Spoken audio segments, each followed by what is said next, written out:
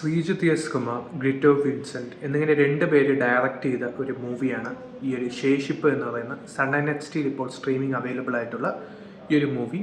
മീനാക്ഷി ജയൻ, രാജൻ പൂത്തറയ്ക്കൽ, റാഷിദ് റഹ്മാൻ എന്നിങ്ങനെ 3 ക്യാരക്ടേഴ്സുള്ള ഒരു മൂവിയാണിത്.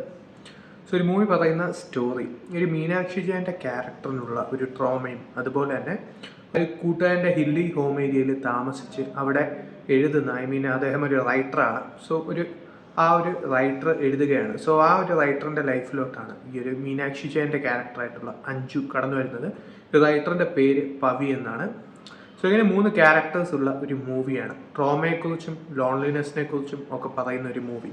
സോ ഇവരുടെ രണ്ടുപേരുടെയും ഈ ഒരു മീനാക്ഷി ജയൻ്റെ ക്യാരക്ടറായിട്ടുള്ള അഞ്ജുവിൻ്റെ ട്രോമയും അതുപോലെ തന്നെ ഈ ഒരു പവിയുടെ ലോൺലിനെസ്സും ചേരുമ്പോഴത്തേക്കും അവർ തമ്മിലുണ്ടാകുന്ന ഒരു അൺഎക്സ്പെക്റ്റഡ് ബോണ്ടും അതിനെ തുടർന്നുണ്ടാകുന്ന അവർ കാണാനിടയാകുന്ന ഒരു അൺഎക്സ്പെക്റ്റഡ് ആയിട്ടുള്ള ഇൻസിഡൻറ്റ്, അവരുടെ ക്യാരക്ടേഴ്സ് തമ്മിലുള്ള ബോണ്ട് എങ്ങനെയാണ് ഡെവലപ്പ് ആവുന്നത്, ഒരു സൈക്കോളജിക്കൽ ത്രില്ലർ ആവാനുള്ള എല്ലാ സംഭവങ്ങളുമുള്ള ഒരു മൂവിയായിരുന്നു ഇത്.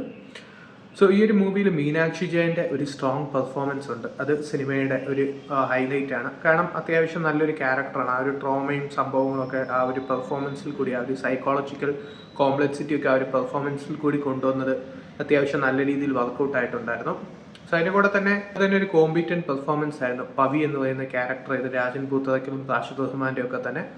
സോ അതിൽ കൂടുതലും ആക്ഷൻസിൽ കൂടിയാണ് ആ ഒരു സംഭവം. അതായത് ഇപ്പം ആ ഉള്ള സ്റ്റോറിയിലുള്ള സംഭവങ്ങൾ, ആ ഒരു സംഭവങ്ങൾ ന്യൂമറസ് സബ്പ്ലോട്ട്സ് ഇല്ലാതെ, കാര്യമായിട്ടുള്ള സബ്പ്ലോട്ട്സ് ഇല്ലാതെയാണ് മുന്നോട്ട് പോകുന്നത്. അത് സിനിമയുടെ ഒരു മേജർ നെഗറ്റീവ് തന്നെയാണ്.